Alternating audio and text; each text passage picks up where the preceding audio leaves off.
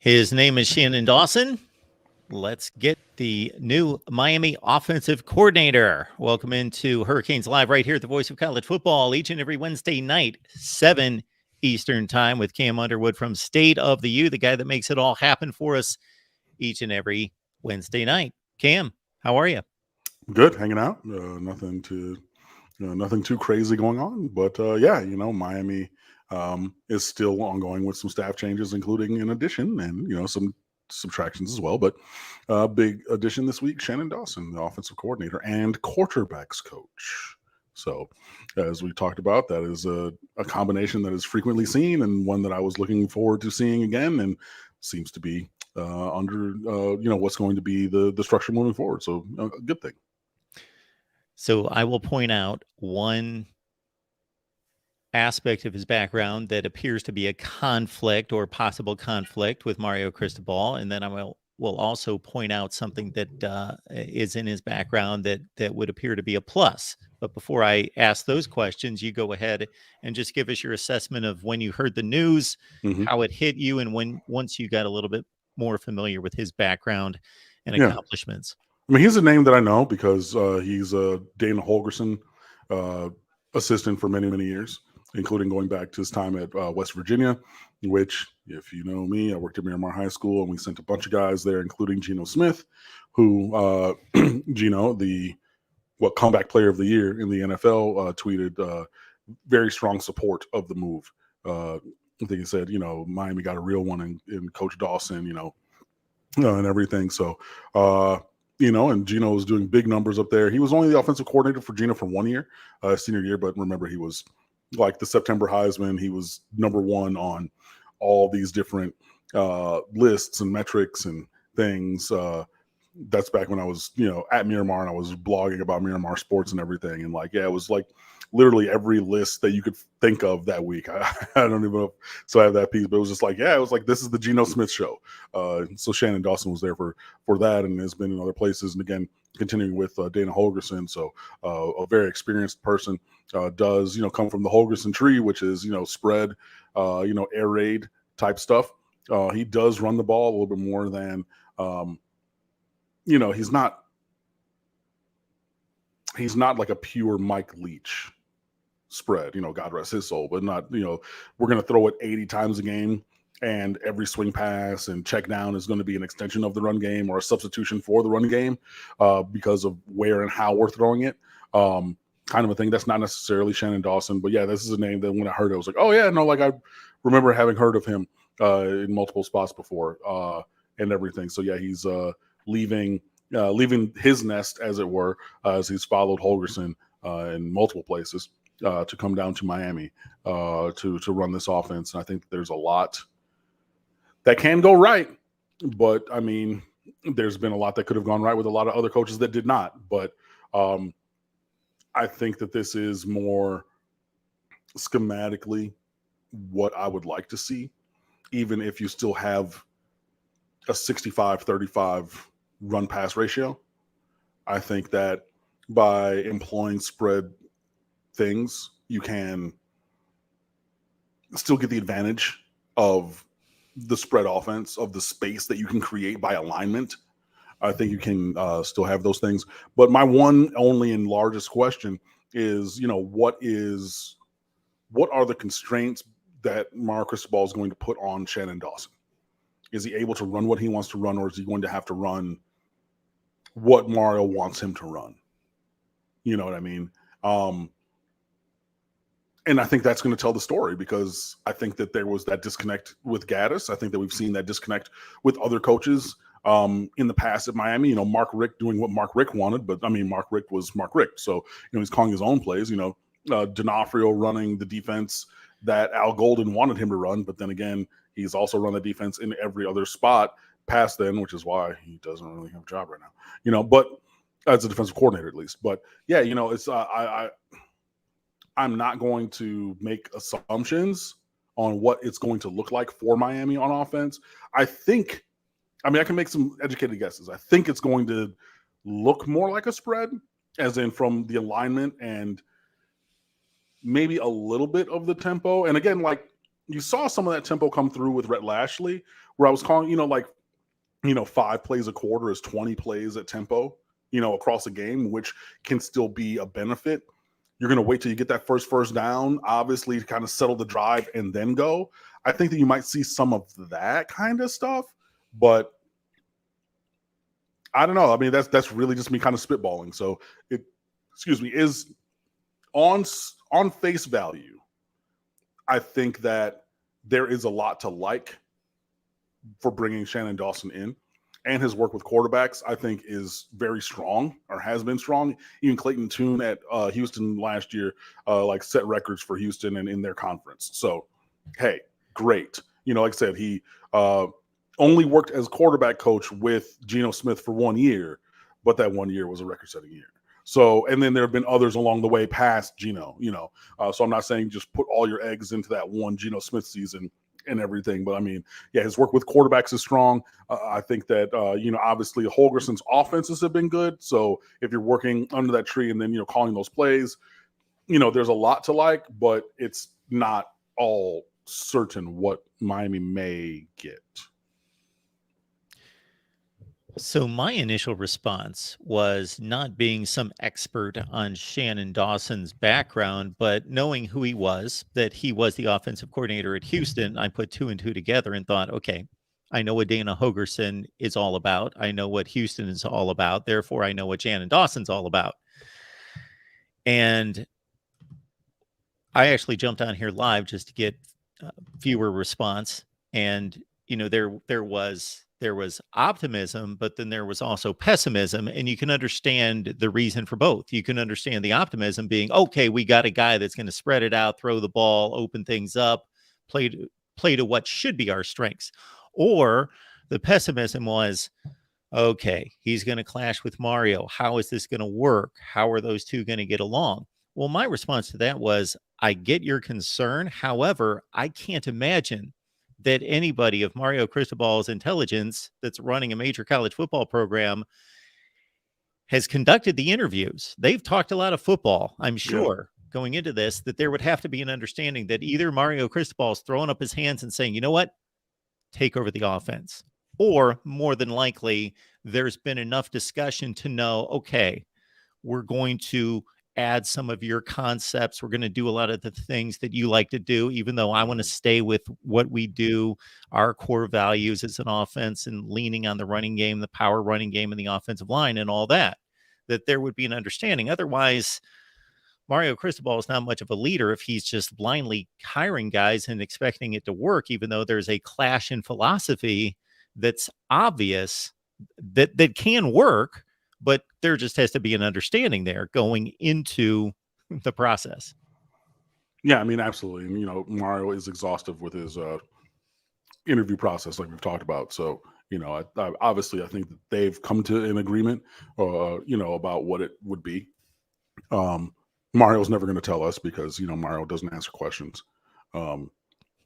Even good questions that are direct, I'm not going to, talking to this. We have a process and we have, a way that we're going to do things. And we're going to do things that way. What is that?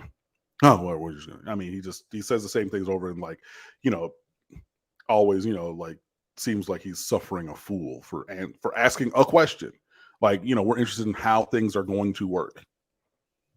But, yeah, whatever. But, I'm looking at, the super secret document, but, Houston's offense this year was top 45 in efficiency, explosiveness, field position, finishing drives, red zone touchdown rate. Dropped a little bit with goal to go touchdown rate, as in inside the 10. Well, dropped a little bit in terms of ranking, but obviously went up in percentage. But in all the ways that you look, this offense was really good, and they were really good at running the ball as I look. They're top 50 rushing success rate, marginal efficiency, marginal explosiveness, opportunity rate. So the amount of potential yards to get on a running play, power success rate, top 35 in the country, stuff rate 46th, which is preventing no gain or negative runs. They were very good at that. In standard downs, they were good as well, and everything. So like if you're looking at things, man, like there's a lot to like. And I didn't look. I should have looked it up, but we're gonna hop on to the cfbstats.com, right? Meow, and total offense. While you're looking that up, I believe Clayton Tune was top 5 or 6 in the nation in completion percentage. He was something in that range. Yeah. And in passing yards per game, they were in the top 15 or so. So they ran the ball 402 times and threw it 500. So slightly 55-45. Yeah. So yeah, that's a 5-to-4 ratio, basically, on terms of passing to running. It's not that outsized, you know what I mean? And obviously you're going to make that more, 50-50 or 40-60 for passing to running.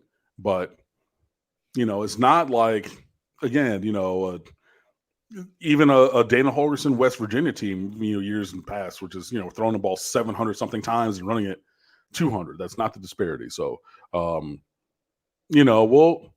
see. But again, on surface level, there's a lot to like. But you got to turn that into production on the field. The other aspect of his background that may come into play is that I didn't realize that he has pretty extensive coaching in the area of wide receivers. And when you think about the guys that they had at West Virginia, the likes of Stedman Bailey and Tavon Austin, those guys certainly are talented in their own right. But, going through his Southern Miss tenure and so forth, that he worked extensively with wide receivers. And even though he is not going to be technically coaching the wide receivers, I'm sure he's going to have a lot to say about their development and have a hand in that, a position group that we've addressed quite a bit recently about its lack of development. Yeah, and then just look at Houston last year, Tank Dell. I didn't watch a lot of their games. I watched like 3 or 4, but I knew that number 1, Tank Dell, that was the guy. And if he were, he's going to the NFL, but like if Tank Dell were magically dropped off in Coral Gables, he's the number 1, 2, and 3 receivers in that room. You know what I mean? Like light years better than anybody we have in the room. So, hopefully this is a thing that can help the quarterbacks be better and give them some easy plays, and then also help the development and performance of wide receivers as well. The prior comment up there was 2 ago, says, who's won a championship running, this kind of an offense? Boricua Hunter. Buddy, do you watch the game in college football? Respectfully, because Georgia was more run heavy than pass heavy.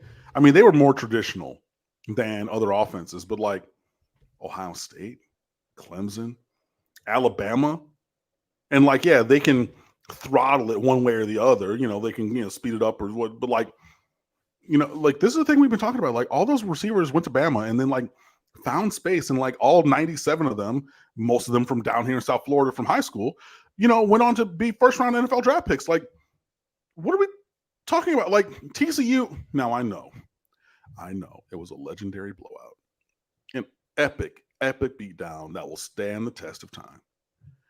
TCU got to the national championship game this past season in January, last month.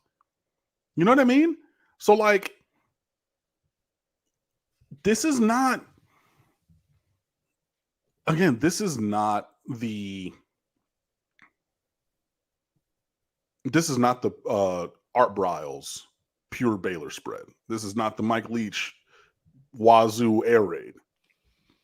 Excuse me, it's not. And again, Mario Cristobal, he might not be calling plays, but he's not going to sit back and just be like, hey, if you want to run, Baylor spread, cool, and just do what you do. I don't remember, there's not been a team, Michigan would be the most traditional offense that we've seen of a really good team recently, right? Got to playoff, lost. and even they had to open some things up. But like saying like, yeah, there's not a team who's done a version of this of a spread type offense and won is without foundation. Like that's just not really accurate. We've seen that in multiple places. Like yes, you need to run the ball to control the clock, move the ball, be physical against your opponent and whatnot. But like, you also have to throw the ball. And teams have done that with great frequency and success, and the guys who have done it. It's been a Jalen Hurts, a Tua Tagovailoa, a Deshaun Watson, a Trevor Lawrence, Justin Fields, old Grandpa Stet, I guess some, but like, they ran the ball a lot, but they also had their shots where they chucked it up there, whether it was to Ladd or it was to Brock Bowers or to Marcus Rosemary. Shout out to St. Thomas Aquinas for Rosemary, by the way. You know what I mean? Like, it just, a lot of teams have, and it's been more of that as college football has evolved than the football of, I'm assuming, your and my youth. Yes, Georgia is known as a rushing team first and foremost. They also threw the ball for 4,437 yards last year. That was fourth in the nation. Also, keep this in mind. They ran it an average of 37 times per game and passed 33 times per game. So almost 50-50, say 52-48 in that range running the football. But you know what advanced metric I would like to see, and maybe it exists. What is the run-pass ratio when the game's competitive? Because if you see that Georgia's throwing at 37 or running 37, passing 33, how many games do they win by 4, 5, 6 touchdowns? That you got to think that goes to an 80-20 ratio at least in the fourth quarter when they're just trying to get out of town. Yeah, just shut it down and, yeah. They play a ton of those games. They play 7 or 8 games a year like that. Yeah, I mean, they have a ton of garbage time, blowout time on the positive side. And everything. So, I mean, if you extend that out, that means that they're probably more 60-40 during open play versus, garbage time, which is, look, fine, we're going to hand the ball off and hand the ball off and hand the ball off some more. And if I go back over, let's just look really quickly. Nope, I didn't want to go there. I wanted to go to Georgia. If we look at their passing numbers, Carson Beck threw the ball 35 times and Brock Vandegrift threw it twice. So they had 37 passing attempts in, I think it was 7 games, unless I looked, but it's probably 7 individual games because they probably didn't play. Yeah, like separate. So like across 7 games. So you're talking 5 passing attempts a game for Carson Beck on average in the games that he played. And like you can reasonably assume that you had double, triple, quadruple, quintuple, sextuple that of runs because like just gonna run the damn ball and go home. You know what I mean? Like, yeah. So I mean, even the current 2-time defending now national champions throw the ball more than a little bit. You know what I mean? Like it's just a thing that you're going to have to do. Tony is asking, Cam, how do you think Mark Fletcher fits into the air raid offense? I hope I'm it going to doesn't push turn back out to right be there another... on the fact that it's going to be an air raid. I thought you were going to catch that. Underutilized. I almost did it myself. Underutilized Thad Franklin situation. Yeah, I mean, I don't think that it will be. I mean, look, he was going to go to O State. Again, this is a team that spreads it out, that's had Heisman Trophy finalists, that has every wide receiver in America. You know what I mean? Like their whole entire wide receiver room, 5 stars. Like, I think with like 3 exceptions. Like I'm not really going out on a limb here. I think it's all 5 stars with 3, maybe 4 exceptions who are 4 stars of the guys who are going to play in that room, right? He was still going to go there. And guess what they do? They throw the ball, but guess what they also do? Run the ball. Like, and it's not going to be a thing where you're going to have one bell cow back You're going to have guys who come in shifts. You're going to have guys who come in and share the load. You're going to have guys who come in and play a role as time develops too. Everybody's not going to be the central guy year one, day one, right? You know, I think that there is a role to be had for anyone who has the kind of skill that Miami needs on offense. And I think that role, for Mark Fletcher, can grow over time. But like, we've seen big physical backs feast in spread systems because they run downhill. Like, the spread is not just about passing. And this is what I've been trying to say, like, as we've been talking, about this potential transition of offensive coordinator. It's not only about passing. You get guys out of the box and create seams, and then you have a guy who goes and hits. Like, bro, like, there can be a role. I don't think that Mark Fletcher is going to be at the top of the rotation in year one or year two if things go well, because, Trevante Citizen exists on the roster. And if he can block, yeah, I mean, I don't think you're going to see him in the starting lineup. I would, no. Henry Parrish, 1, Trevante Citizen, 2, and then go from there. That's the way I would see it. If Citizen doesn't usurp Parrish, but like, Parrish is a gamer, and I'm not sure that that's going to happen. It'll be interesting to see what happens, because his personal Sherpa, Kevin Smith, is no longer on the coaching staff.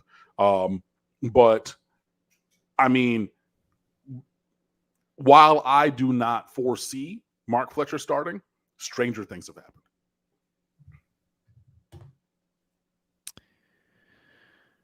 Marcus is asking for an offensive ranking.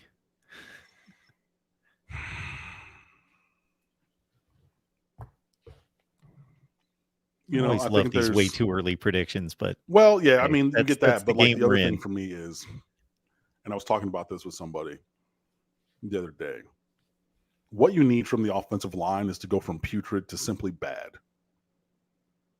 because that's a big step forward. You know what I mean? If you get from atrocious to mediocre, that's like 3 Mother May I giant steps forward, right? And that's going to be a factor in this as well. So hopefully, if we can progress on the offensive line to being simply bad as opposed to the worst in the country, that'll help everybody take a step forward. But, you have a very talented quarterback. You don't have anybody to throw to. I mean, on the outside, you got plenty of dudes on the inside, slots and tight ends. But I would say better. I know that that's not necessarily very descriptive of better, but if Miami, in terms of advanced statistics, and I go back over to this, I click once, I click twice, I click on Miami, was on offense,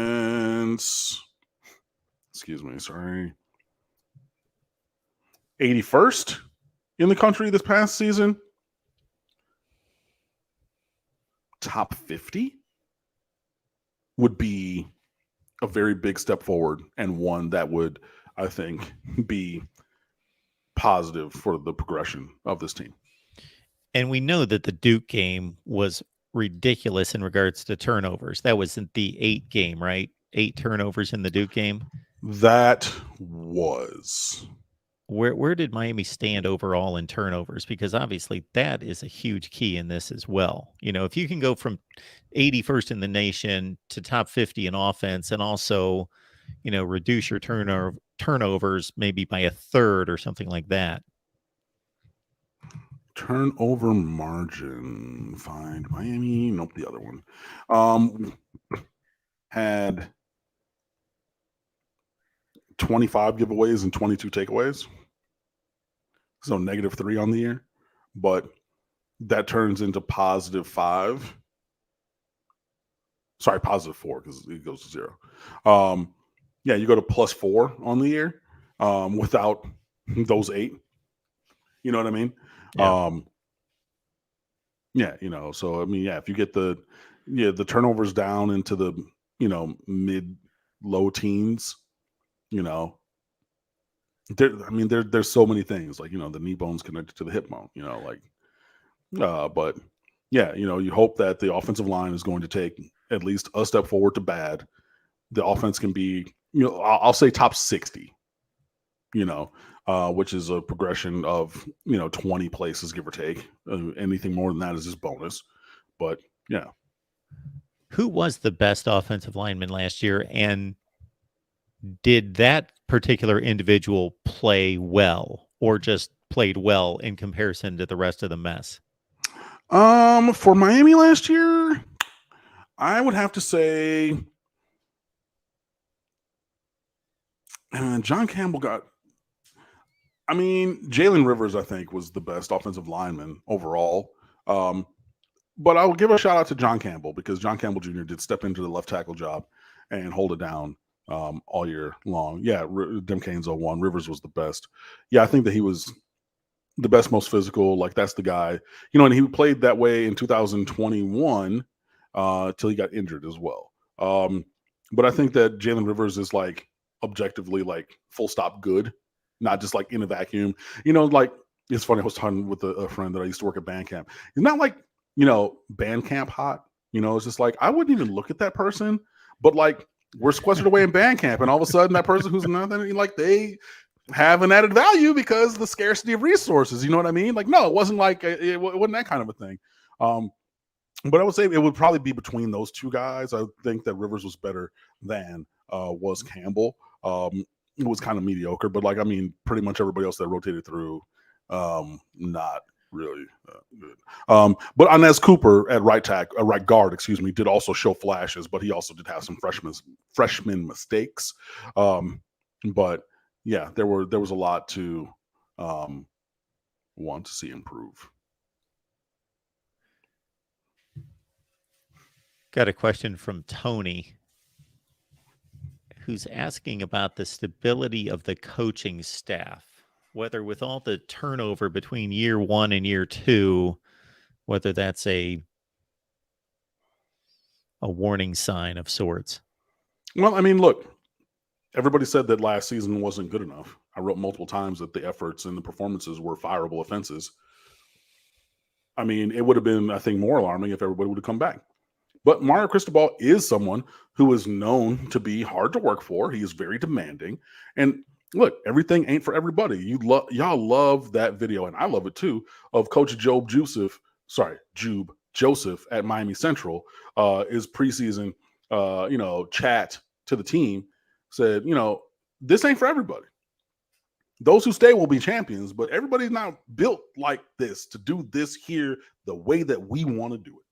And the same thing goes for Mario Cristobal, right? In terms of the fact of it's not for everybody. And yeah, I think things seem unstable because he's not giving the chapter and verse to everybody of saying, well, we're going to move on. Frank Ponce was told to seek shelter elsewhere. He went back to the hills of Boone, North Carolina, where he'd held the job twice previously, and said, hey, that is a soft landing pad because I still own my home over there. I know that. Cool. What's up with it? Let me go right back over there. Great. Good and glorious. And Josh Gaddis still has not found a job, but he was told, you ain't got to go home, but you got to get the hell up out of here. All right. Kevin Steele didn't necessarily go great. And he returns back home to run the program in Alabama for the third time, working for Nick Saban. Okay, fine. After, Cristobal reportedly begged him to come take this job here last year, which he left Maryland willingly to do. Charlie Strong got in his feelings because, we're interviewing guys to be defensive coordinator and didn't interview him. And he said, you know what? All right, then. Deuces. Cool, bro. Like, we clearly didn't look in your way for this. And then we bring in Derek Nicholson, former Florida State standout, a young up-and-coming high-energy coach who had recruited very well when he was at Louisville, developed also well. So he's going to come down here and hopefully do both of those things. Great. And then, yeah, Kevin Smith, some people loved. I saw plenty of people tap dancing on his metaphorical grave after he left, saying, yeah, calling all kinds of names and things and whatnot. Hey, I never had a bad interaction with Kevin Smith. It seemed like some of these other people did, and it was a little bit personal. Hey, I don't know, but I saw people were very happy about that. But yeah, it's not for everybody, and there's going to be staff turnover. And again, we would be having the exact inverse conversation right now if Mario came out after the season and said, "Cool, I told y'all this is a rebuild. We're building the program in the way that I see fit. It will be entirely the same staff moving forward again next year. I'm not taking any questions. I'll see you at Hard Rock Stadium. Go Canes." We would be having the reverse conversation of this one. This is bullshit. Mario doesn't know what he's doing. We had this terrible performance, this non-development. Recruiting was fine, but Mario's always been able to recruit, and Miami's actually usually been able to recruit. But he wants to bring these same guys back. We're supposed to expect different ones. Da, da, da, da, da, da, da. But now he's actually holding people to standard. He's looking and saying, "Cool, we're going to make some changes, not right now, but right now," right? And now we're having a problem with that. Like, you can't have it both ways, right? If it's not good enough, then you go and get the guys who you think can help you get it to be good enough. And eventually, I mean, not this year, probably not next year, but eventually, if the standard is not raised in terms of performance on the field, Mario Cristobal is going to be showing the door as well. So, like, he's not on the chopping block now, not on the hot seat today, but like, this is the precursor to that.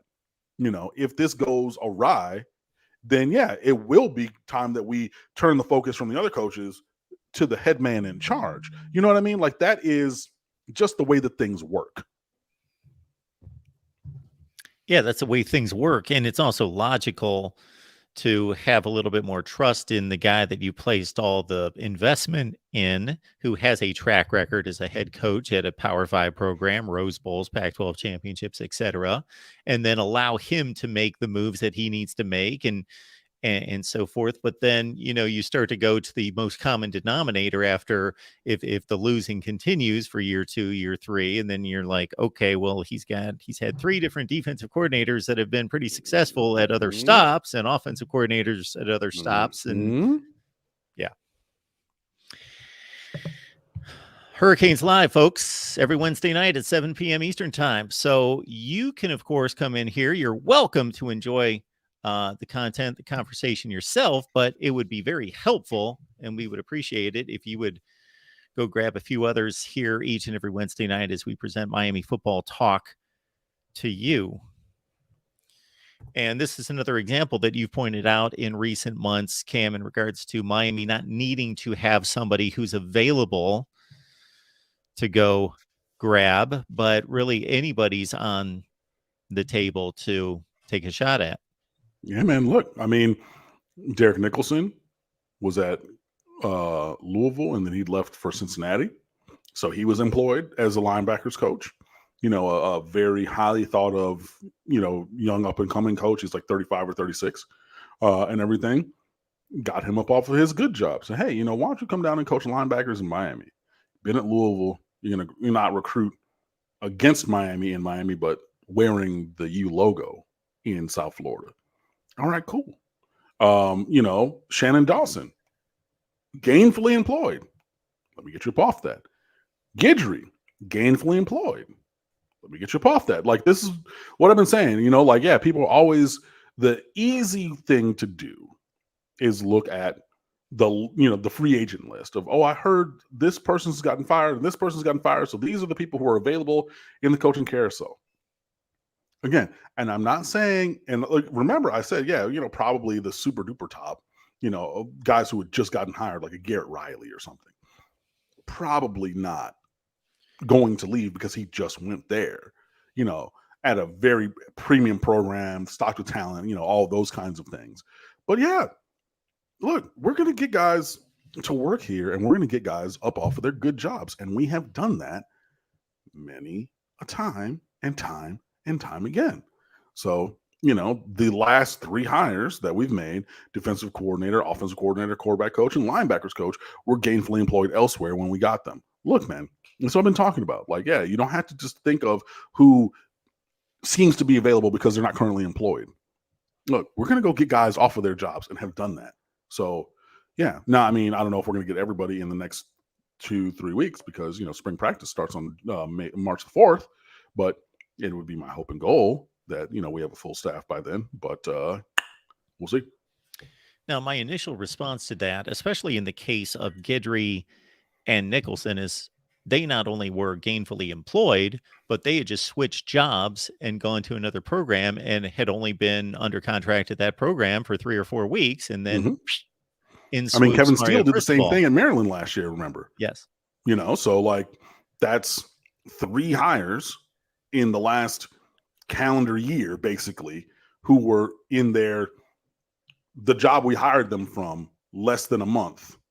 And we just, okay, cool. Yeah. Anyways. Now, and that's why I say that, like, there are some specific individuals who that, again, if you're thinking, oh yeah, we're going to go hire a Garrett Riley, we're going to go hire a, insert assistant here who's like really, really great, who just went somewhere else. Those guys probably not. But even like a legend of the game, like Kevin Steele, did and got him. You know what I mean? So like, we'll see.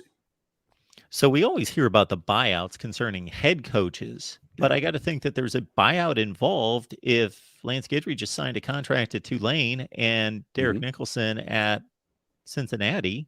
That's fine. I mean, we're not Notre Dame. We're going to pay it, and this is the world of college football. Like, if you're supporting the coach and you're supporting their vision of the program, then you're going to go do that. Whereas Notre Dame, wanted, or Marcus Freeman wanted, dude from Utah as offensive coordinator, and then they said, yeah, we're not going to do that. We're not going to pay the $2.8 million buyout. Probably would have been a little bit more because, you want to bring the offensive line coach also, but like, Notre Dame got more cash in a little bit. Like, they're the Catholic University of the United States. Like, I went to a Super Bowl party and I met 2 people who were like, staunch Notre Dame fans on the strength of their Catholicism. You know what I mean? It's not because they're poor. It's because they're standing on principle of the way that we're going to do things at the University of Notre Dame. Cool. So like, I'm the head coach at Notre Dame and this is the guy that I want. And you're empowering me to run the program in the way that I see. But then you say, cool.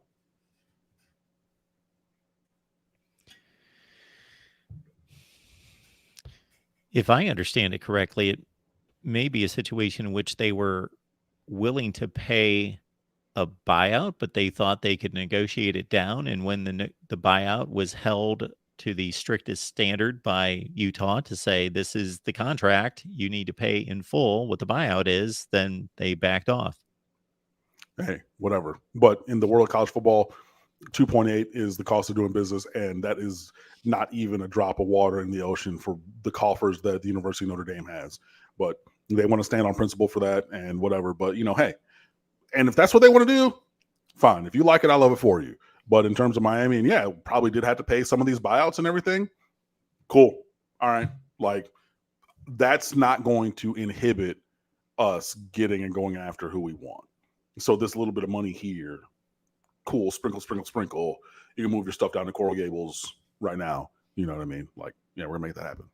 And for a lot of Notre Dame backers, they're not so much concerned that Andy Ludwig in particular, not that he's not a tremendous coach, but that he can't be replaced. It's more about the optics of this is the way we do business or fail to do business.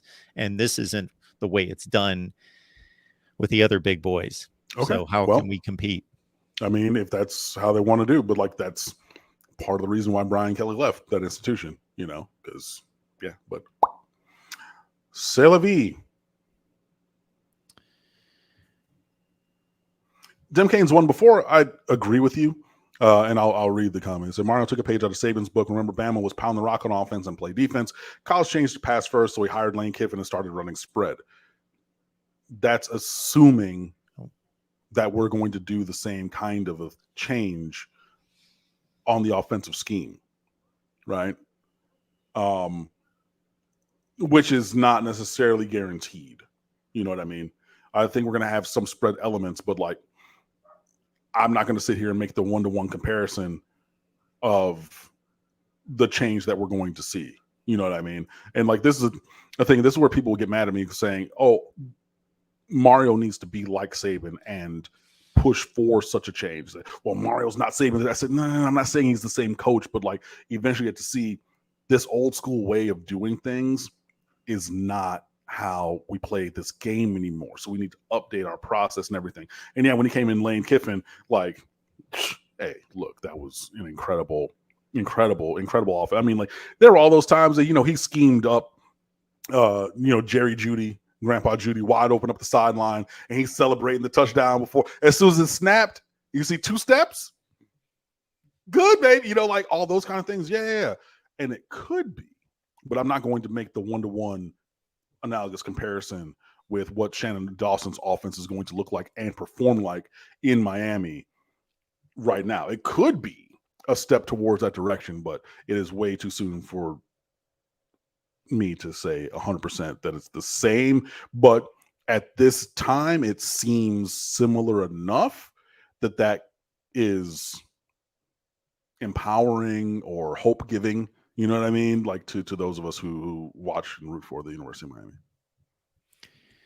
And Saban himself was even upfront about his dislike for where the game was headed, but he didn't let that get in the way of winning. Right. You might not like it, but we're still going to do it. Like, yeah. What do I look like standing here on principle, like Notre Dame, and being intractable and not changing while everybody else is and winning? You know what I mean? Like that doesn't, I'm going to stand on principle and lose, or I'm going to make an informed update to my paradigm and push the envelope and keep winning. Option 2, please and thank you. What's kind of odd about that and somewhat hypocritical, and when I say hypocritical, that might be a little heavy-handed. I don't mean that in a mean way, but it just doesn't, it's kind of illogical when you really look into what has happened historically for a ton of different sports, not just college football, is that what we consider to be traditional and all of those things that, this is the way the game should be played and was played, well, at that time, a lot of those things were bucking the trends and were innovative and so forth. So why are we paying homage to something that in and of itself at that time was innovative? They didn't, play by the same rules, and they stayed ahead of the curve and ahead of the competition by being innovative. So yeah, I mean, I would think you would more closely hold to the core values of, morality and ethics and, those sorts of things. But in terms of style, let's do what is required and what's most beneficial to win. Yeah, but you can still have performance-based standards, ways that you want to do things. I mean, look, we just said and showed, earlier in the show that Georgia was probably, more 60-40 pass to run before garbage time, right? Nobody would call them a soft team. They beat you up at the line of scrimmage. They are physical on both sides. That's a standard. That's a core belief. We're going to be bigger than you, and stronger than you. And in some cases, more elusive and faster. But like our physicality is going to be the thing. They're going to remember that they played us. They're going to feel that on Wednesday, right? That's a foundational core belief of the Georgia football program, right? Miami can eventually, as you recruit and develop the players, that can still be a foundational thing. And still, like Georgia, have a 60-40 pass run ratio outside of garbage time. You know what I mean? But if you're looking only at that number, then you're missing a lot of the other things. And still, like, hey, how are we running the ball? What are the line yards looking like? What's our yards after contact? What's our yards before contact looking like? Are we moving guys? Let's go back and watch the film. When we run power, when we run downhill, when we run man-to-man blocking, are we good and stood up? Or are we driving that guy? And our running back is at 4 yards past the line of scrimmage before he gets hit. All those things can manifest themselves on the field while still running from a spread alignment, maybe even running at tempo, maybe even having a positive pass to run ratio.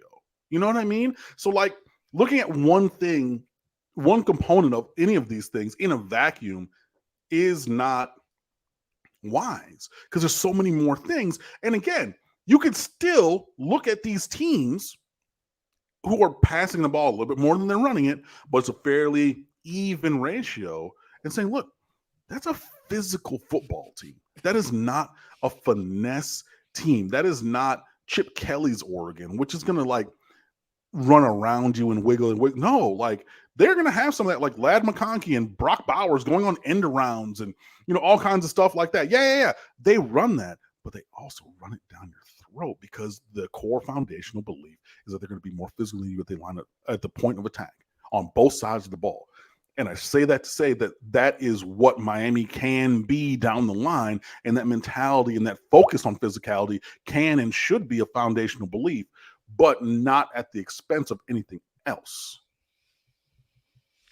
Yeah, and it's a great point, because if you go to the legendary Miami teams of the 80s, 90s, into the 2000s, they stand out because of their athleticism and their speed, because that was a departure from what we saw in football before that. But they didn't sacrifice the physicality of the game.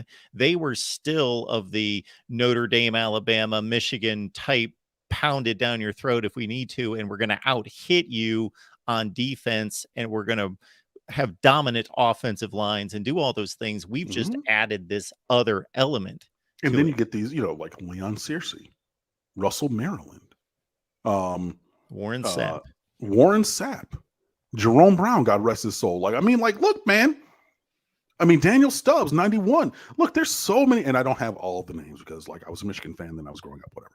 But there's a lot of those dudes whose names that you know on the lines for Miami at those times, as well as the playmaker, as well as the Heisman Trophy winning quarterbacks, as well. Yeah. You had those dudes, but you also had those big dudes who wouldn't take no stuff and who could stand up to the point of attack on either side of the ball.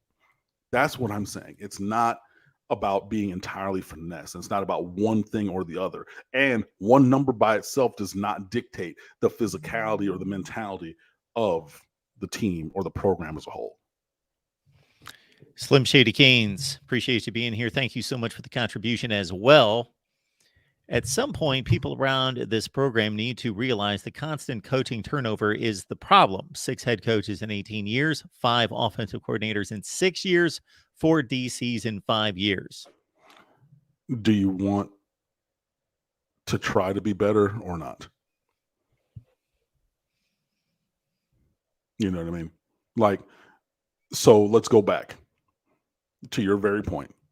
Which of the 6 coaches in the last 18 years who is no longer the head coach here should have continued in their position at the time that they either stepped down in Mark Richt's case or fired in anybody else's case? I respectfully submit 0. How many of the offensive coordinators? Rhett Lashley, who left for a promotion. Fine. So the other 4 offensive coordinators, which one of those should have still been in role, been not fired? I respectfully submit none. Defensive coordinators, who should still be in role?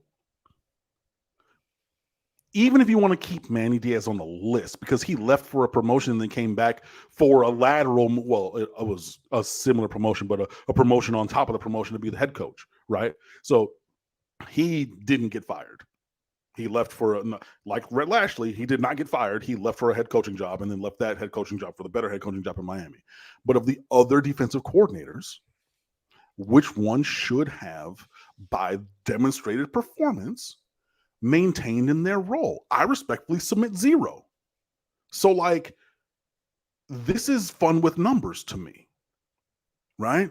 Like, yes, we can say in this, and again, thank you for the super chat. And it's a great question and great point, point to talk about.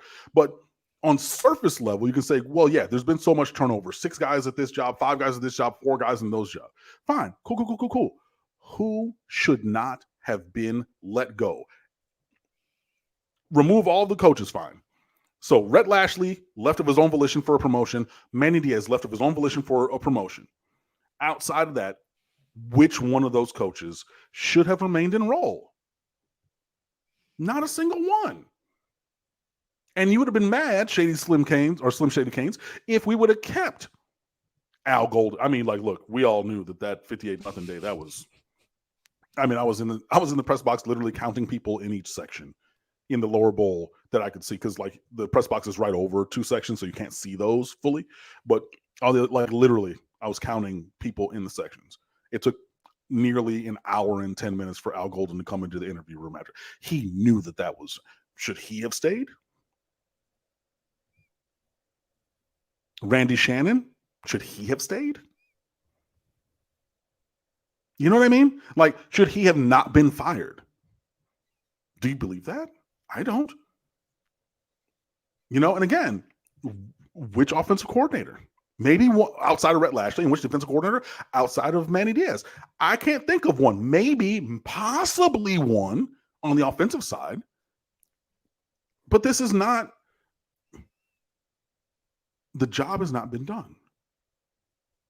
And at some point, and again, you know, your final hashtag there, you know, the definition of insanity. The definition of insanity is doing the same thing or doing something the same way and expecting different results. So then if you're saying that by changing people, that is the sameness that we're doing, we continually change people, then do you want the same person who was not doing the job to stay in the same job, to not do the same job? If it was Mark D'Onofrio, did you want him to be the one who remained? To do the same job the same way? Kevin Steele, everybody talking about we gave up 40 plus points at home 4 times this year, which is a record. You know, talk about all these explosive plays we gave up, that was a record. And even though he's a 40-something year veteran of coaching, you wanted him to stay in the role to do the same job and are what? Expecting magically that it's going to be different? You know what I mean? Like, I get where you're coming from. And I'm just me, so I'm passionate and I'm loud, right? You watch the show, you know this. But I don't think that there's been moves that have been made as change for change's sake. For each and every one of those coaches that's been let go, absent Rhett Lashley, absent Manny Diaz, that you've listed, there's demonstrated failings in job performance. So then it's the flip side, just like I'm talking about with this current year's coaching staff. If you don't shit can these guys, then it's y'all don't care. And you're just going to bring in this guy to continue to have this subpar job, and we're going to pay him hundreds of thousands, millions of dollars to be deficient at his job performance and are expecting difference. Hashtag definition of insanity. But then now we've tried and it has not worked. And I think that's the nature of your discontent. But it has not been just change for change's sake. We've endeavored to do differently, to try to find the success that has eluded us. Right. And I think that that's where the issue is. Now, there have been teams, the one team, hold on. The one team recently that has fired a coach trying to get from 9-3, 10-2 to the top of the mountain, and it worked, is Georgia. The one. I'll throw one else out there, but it was not sustained success, and that would be LSU, Les Miles to Ed Ogeron. But they caught lightning in a bottle. Yeah, they caught lightning in a bottle 1 year. Yeah. Fine. Yes, absolutely. The example that you give is the example. Absolutely. Right. But yes. Georgia is the team who looked at Mark Richt and said, not like a top 5 to 8 recruiting class and 9 to 10 wins a year. It's not good enough. And you're going to go and we're going to bring somebody in who's going to elevate all of that all the way to the top. And we're finally going to win a first championship in 40 something years. You know, all those kind of things. Right? Other teams that have tried that failed. Texas got rid of Mac Brown. Saw how that went. Right? Nebraska. Well, I mean, whatever. They were, you know, but even Nebraska with Bo Pelini was 9-3. Yes. Pretty consistently. Very consistently. Just looked like at that almost the other day. Every year. Like yes. Set it and forget it. Never won less than 9 games. Right. Got rid of him, trying to elevate. You see what's happened to them. Michigan, the team of my youth, got rid of Lloyd Carr. Because 9-3, 10-2 was not good enough. Losing to Appalachian State at home in the Big House was not good enough, and it was not. And then what happened? Rich Rodriguez. What's his name? Brady Hoke. Michigan man.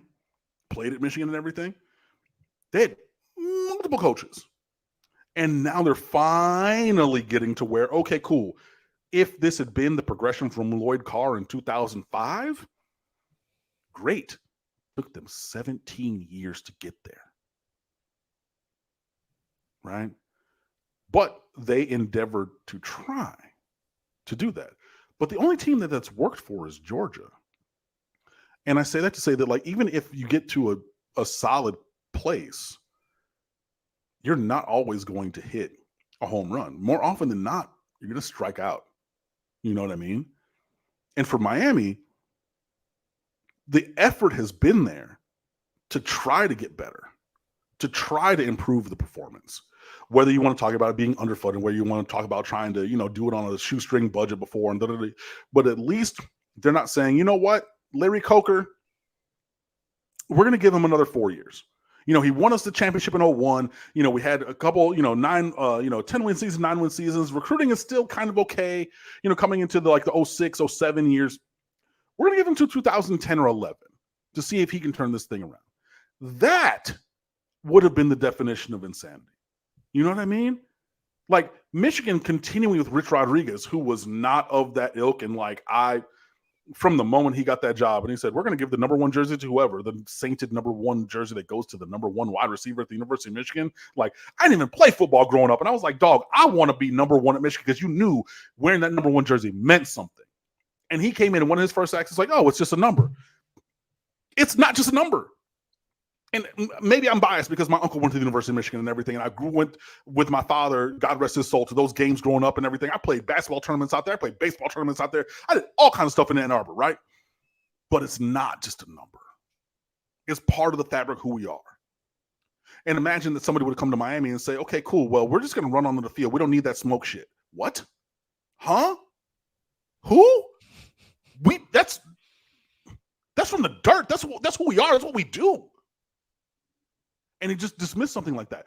But if they would have stayed with Rich Rodriguez with how things were going, now, yeah, they got Shoelace from Deerfield Beach, not one of my students, but he was a student at at Deerfield Beach when I taught there. Cool, yeah, and you had that first long touchdown they had, and record setting and everything. With all those losses, that would have been the definition of insanity. But at some point, you have to say, even if this does not engender the success and the improvement of performance that I want to see, sticking with what I got ain't it. So I got to try to go in a different direction, because this direction, I'm running into a wall, or I'm down here at this dead end street, and I can keep going. Well, I can't keep going because I'm already here at this dead end. So I'm going to try to change course. I'm going to try to do something different. So,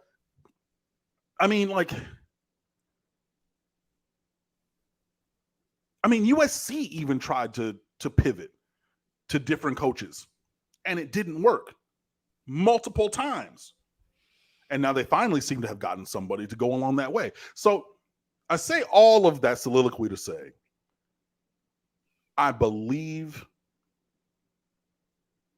that your discontent is with the fact that the product has not changed, more than the fact of Miami changing their coaches, because I think that you would be equally or more displeased if Miami did not make these changes to try to find success and fail, as opposed to just leaving those same dudes in failing positions, not doing their jobs, to stay in those positions to fail and not do their jobs under this, the mantle of continuity for continuity's sake. I don't think that would be a thing that you would enjoy either. Basically, what Slim Shady Keynes is presenting here is almost a self-fulfilling prophecy, or it's almost proven by, it's almost the question and answer, or the conclusion of the statement is almost reverse engineering to a certain extent, in that we could go to the NBA, Major League Baseball, the NFL, college football, and if we laid out the record of stability at any organization, well, the most stable organizations would be the winning organizations, and the ones, if we lined up all the head coaching tenures and all of that, because obviously you don't fire people who are succeeding, but you do fire people that are not succeeding. Or you do in the case of the Detroit Lions, and you fire the most productive winning head coach of recent memory in Jim Caldwell. And we're 3 coaches and a decade down the line before we get Dan Campbell, who had, 1 game over 500 this year and 9, but it's taken that long to finally get somebody of seeming capability. But you had a winning, we went to the playoffs now. We lost. We say that's not good enough. And then boom, all of a sudden now you're back drafting in the top 3. You know what I mean? Immediate 1-year success is the exception. And yes, I know the exceptions, but outside of 0-12 or a major off-field incident, nobody should be fired year 1. Completely disagree.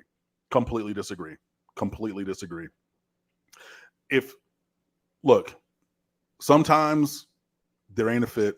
Sometimes the job just is not good enough. And when I was a teacher, or at least back when I started in 2004, up until, Lord Jesus, I don't even know if they got rid of this provision. But in Broward County, Florida, there was a rule of 96 days where you had to teach for the first 96 days of your contract of full instructional days. Once you made it to day 97 of full instructional days, that's no half days, that's no teacher planning days in front of students. Once you made it to day 97, then you were good, and they would have to go through a full process to terminate you. If they wanted to terminate you for any reason up through the end of your first 96 days, they could fire you for cause or no cause. Mark, you know what? I really don't like that quarter zip. Please pack your stuff and go. You know what I mean? That's just, and I worked, unfortunately, with some teachers who the theory of teaching was fine. Classroom management, content management, we're going through all but when they got live in front of 16 to 18-year-old students at Deerfield Beach High School, theory and reality did not mix. And so during those first 90, I remember, because look, it was you remember the original Major League when they come in from practice they are refusing to open the lockers because there might be a red tag in there? That's how I felt every day for the first 96 days, because you never knew. Somebody keys into your room and that's administration. Am I getting fired today? And unfortunately, for some of those teachers, they did get fired that day.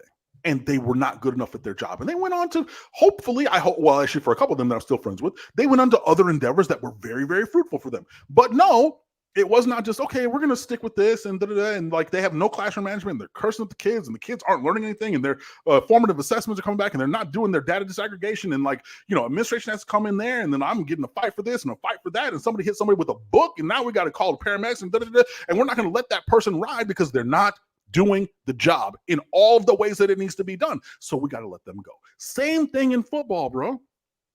If it's not good enough, it's not good enough. Was Josh Gaddis's job performance good enough? No. Full stop. You want to talk in terms of recruiting? You want to talk in terms of offensive production? Right? You want to talk in terms of the fact that they came out and they said after the bye week that they had to have a specific meeting with Tyler Van Dyke and Josh Gaddis during the bye week, where Josh Gaddis had to ask the star quarterback, what do you like to do and what do you do well, so I can fold that into what I'm doing? You didn't know that already, bro? I can tell you that Tyler Van Dyke throws smash routes the best of it, high-low read. Look, he does that the best out of anything, that and throwing the ball deep. If I know the two things that he's best at, how do you, who work in football, not know that? You think that job performance was good enough? Because it wasn't. Frank Ponce, a little bit of a situation of circumstance. Look, we're going to bring in a quarterback coach and offensive coordinator, which means that you as quarterback coach don't got a zish anymore.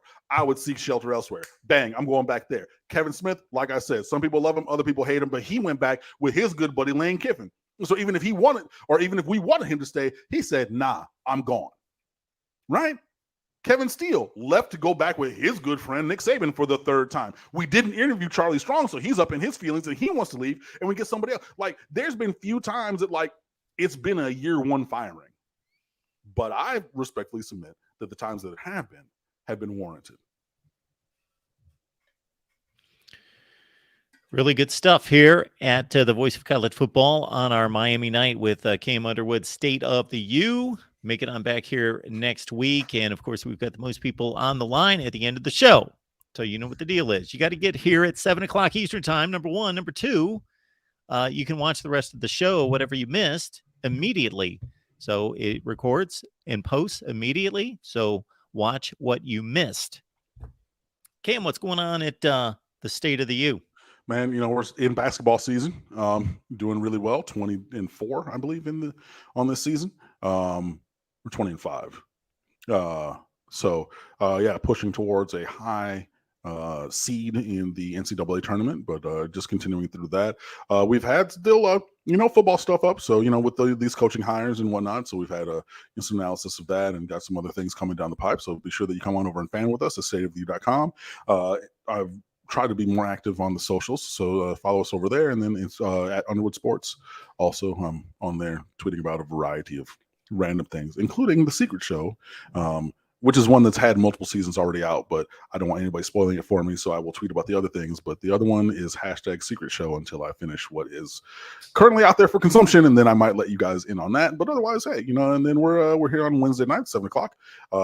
Appreciate the questions and conversation. Honestly, do. I know that I get very passionate, but I'm not yelling at you. I'm just fiercely defending my point of view, and I hope that you did not take that personally, some shady canes, because I know that I did get very worked up and everything. But that's kind of the secret sauce of how things work over here. But whether you asked a question or not, we definitely appreciate you. Have gotten a couple random shout outs in public recently from people.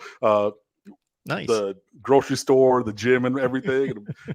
Well, because I'm usually with my headphones in and everything. But yeah, there's been other people who've said what up to me. So we all appreciate you guys. Appreciate you watching. You can come up and say hi in public. I promise that I'm a nice person. I won't fight you or bite you or anything. And we'll hopefully see you on here again next week. When you can match the head knowledge and the fervency, the passion, that is a tough combination to beat. No question about that. And that's one of the reasons why we've got a hell of a show here every Wednesday night with Cam Underwood, State of the U. Cam, we always appreciate it. Everybody head on back next Wednesday or whenever we are back with our next show, whenever that might be, with spring practice about 3 or 4 weeks away. We will see everybody soon. And again, you can catch what you missed as soon as the video posts, which should be instantly. See you next time.